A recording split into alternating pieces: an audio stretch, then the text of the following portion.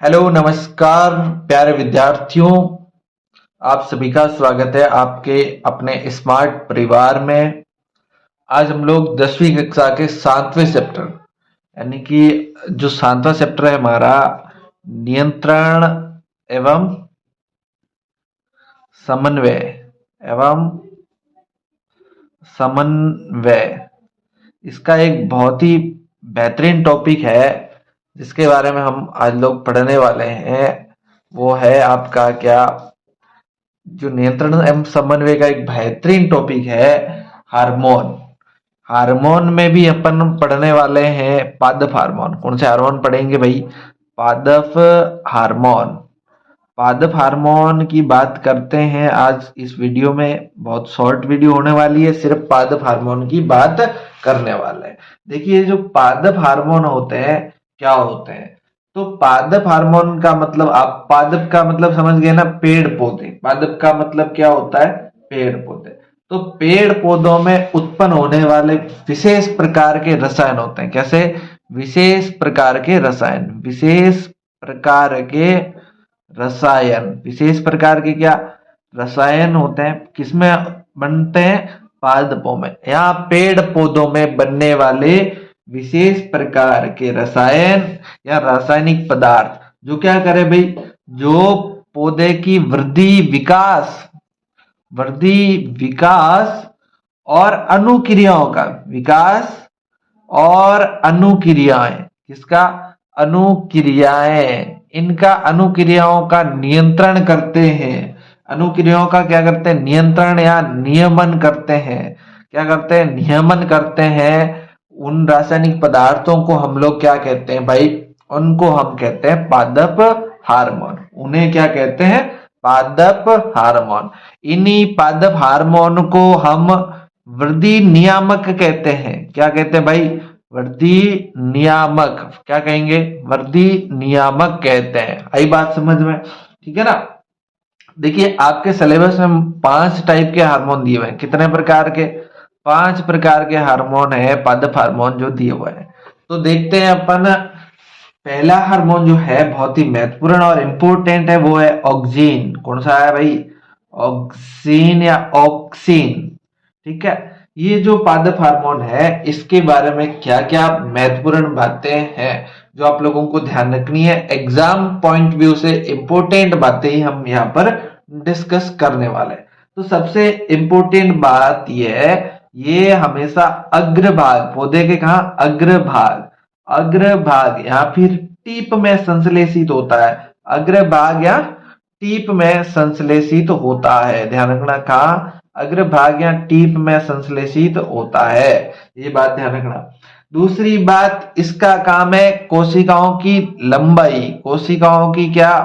कोशिका की लंबाई में वृद्धि में सहायक होता है। लंबाई में क्या करवाता है भाई? वृद्धि करवाता है। इस बात को भी ध्यान रखिएगा। लंबाई में वृद्धि में सहायक होता है। उसके बाद आपको 2 बातें इंपॉर्टेंट जो ध्यान रखनी चाहिए। एक तो ये प्रकाश और दूसरा ये स्पर्श। एक तो प्रकाश मतलब लाइट, लाइट और स्पर्श। स्पर्श का मतलब टच। अगर आप टच करो और यहां उसको उजाला दो तो उससे ये दूर जाता है। आई बात समझ है? कहने का मतलब ये है कि जैसे मान के चलो ये कोई पौधा है, ये क्या है? कोई पौधा है। अगर मान के चलो ये इसका पौधा का तना है। क्या है? तना है या कोई डाली है। तो ये इसकी पत्तियां हैं। अगर मान के चलो यहां पर आपका क्या है? सूर्य है। क्या है? सूर्य है। तो यहां सूर्य है तो ये मान लो यहां से किरण आ रही, तो यहां अग्रभाग में होता है ना, यहाँ टिप पर जो है ये ऑक्सीजन हार्मोन मिलता है भाई। इसलिए तो यहाँ आगे वृद्धि करवाता है। टिप पे होता है, लेकिन आप बताओ यहाँ पर हार्मोन ये है ऑक्सीजन। अगर यहां से ये प्रकाश आ रहा है तो ये हार्मोन क्या करेगा? इधर चला जाएगा। कहां चला जाएगा? इधर। मैंने कहा ये प्रकाश और स्पर्श से कहां? दूर जाता है।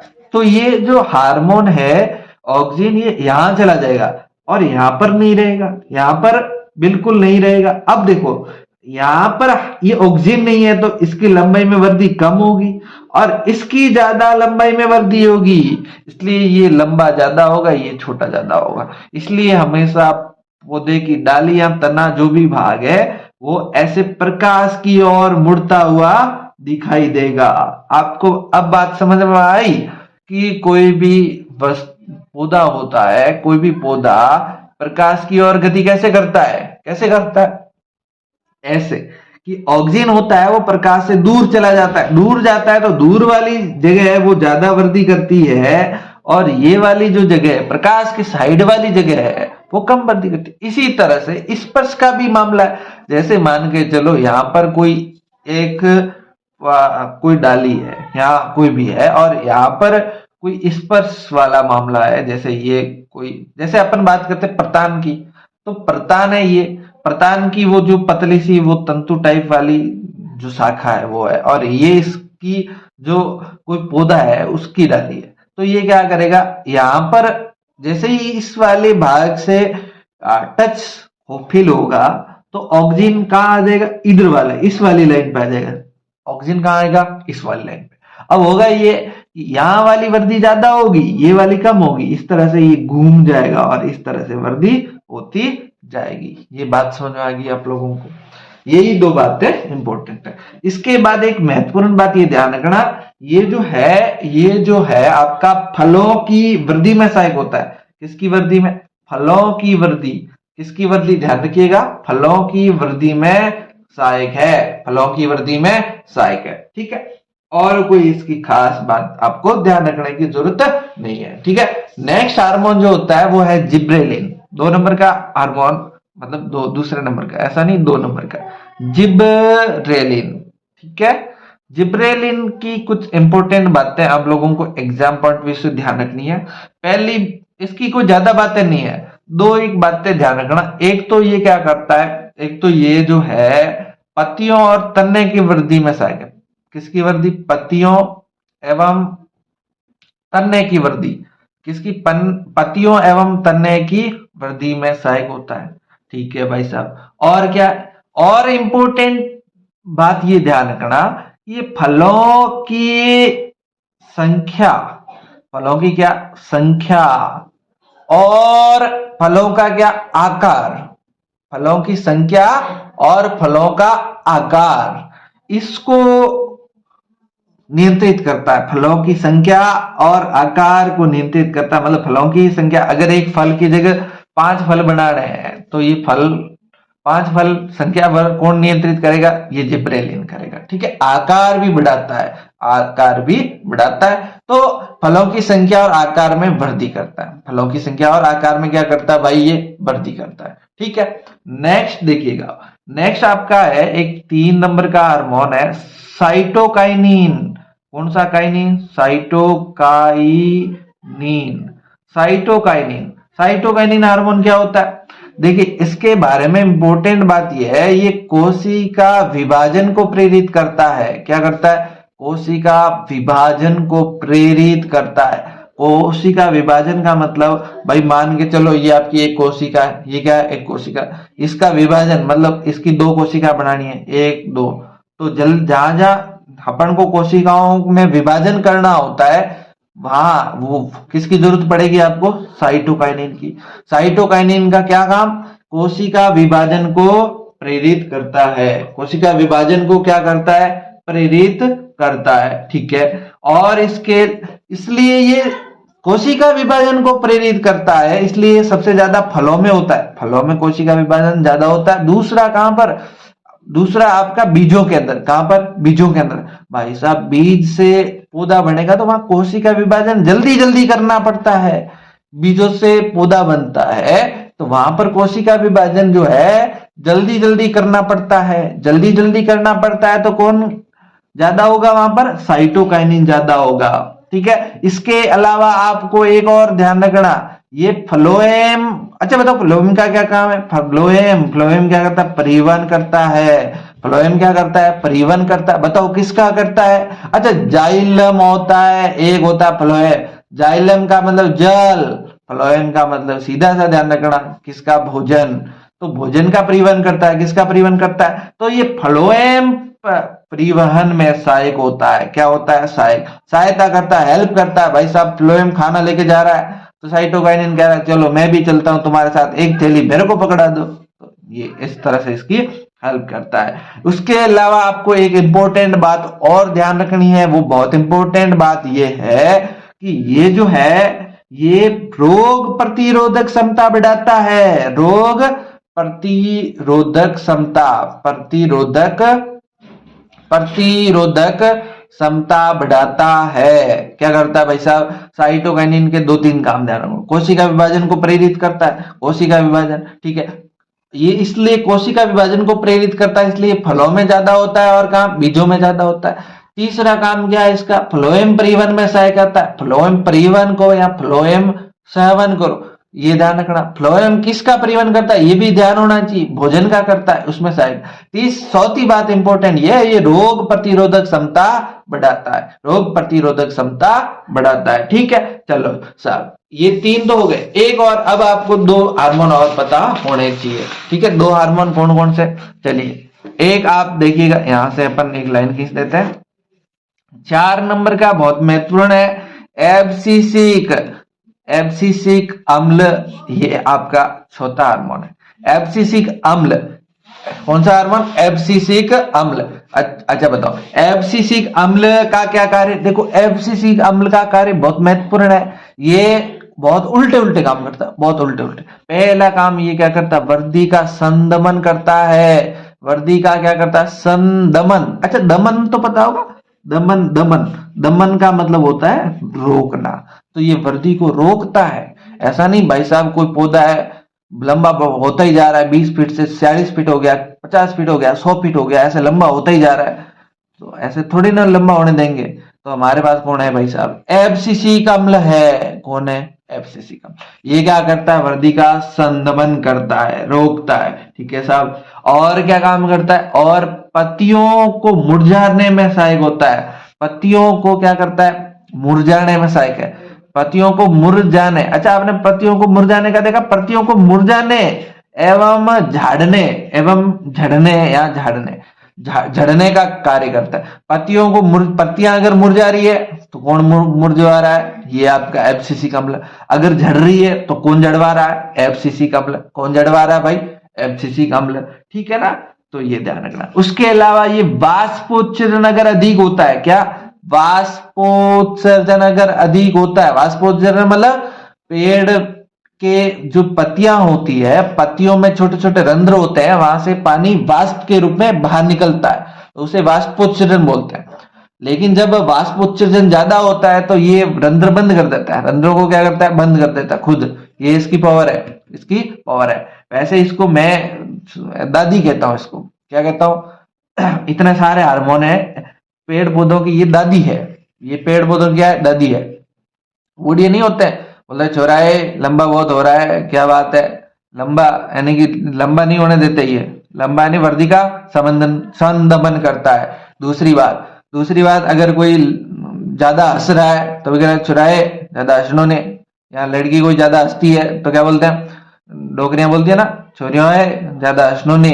तो ये है आपका मुरझाने में काम करता है, झाड़ने में काम करता है, झड़ने में। अगर ये दादी ऐसी है, अगर आपने काम धंधा नहीं किया ना तो घर से बाहर फेंक देगी। तो एब्सिसिक का मतलब झाड़ने में काम, वाष्पोत्सर्जन रोकता है। वाष्पोत्सर्जन रोकता है मतलब ये ध्यान रखना, ये दादी है। दादी कहती है ना, ए छोरा ए छोरी पानी मत ढोलो ज्यादा, पानी ढोल रहे हो बहुत ज्यादा, तो ये पानी ढोलने नहीं देता, यानी कि पानी को ज्यादा बाहर नहीं, वेस्ट नहीं होने देता। तो ये इसका कार्य है। नेक्स्ट अपना हार्मोन है बहुत महत्वपूर्ण हार्मोन, इथाइलिन।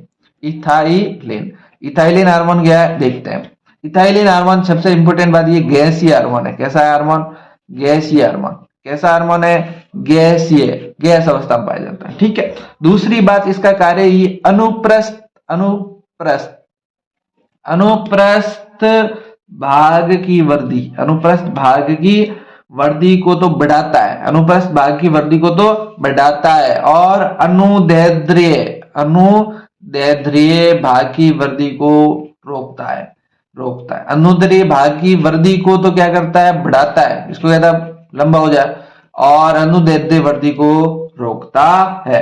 अनुप्रस्थ का मतलब ये ऊपर वाला, ऊपर की वृद्धि को बढ़ाता है, और अनुदैर्ध्य का मतलब ऐसे चौड़ाई को कहता है रुको, चौड़ा नहीं होना ज्यादा, ठीक है। उसके अलावा इसका इंपॉर्टेंट कार्य वो आप लोगों को बहुत पता होना चाहिए, वो ये है, ये रसदार फलों को पकाता है, रसदार फलों को पकाता है, फलों को पकाने में सहायक है, पकाने में सहायक है। ये बात आप लोगों को ध्यान रखनी है, ठीक है ना। इस तरह से हम लोगों ने 5 जो है पादप हार्मोन पढ़ लिए, ठीक है। एक बार रिवीजन करते हैं। 5 कौन से? एक तो ऑक्सीन, क्या भाग है, क्या क्या बातें ध्यान रखनी? अग्रभाग यानी कि टीप में संश्लेषित होता है। दूसरा, कोशिका की लंबाई में वृद्धि में सहायक है, लंबाई में बढ़ाता है। तीसरा बात, प्रकाश और स्पर्श से दूर भागता है, दूर भागता है तो क्या होता है, जैसे ये दूर आएगा तो इस साइड वाली वृद्धि ज्यादा होगी, इस साइड वाली कम होगी, इसलिए प्रकाश की तरफ मुड़ता हुआ दिखाई देगा। इसी तरह टच के साथ भी